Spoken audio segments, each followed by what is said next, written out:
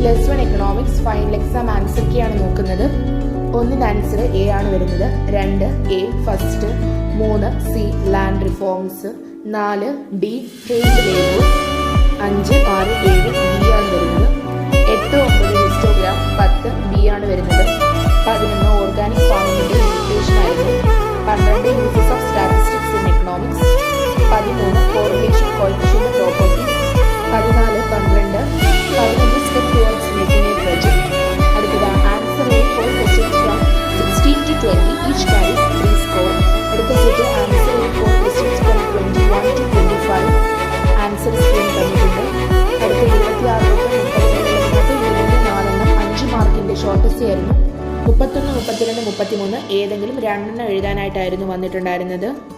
പൊതുവെ question paper പാടായിരുന്നു, മുഴുവനും കണക്കായിരുന്നു ഉണ്ടായിരുന്നത്. നിങ്ങൾക്ക് എക്സാം എങ്ങനെ ഉണ്ടായിരുന്നെന്ന് കമൻറ്റ് ചെയ്യുക. താങ്ക്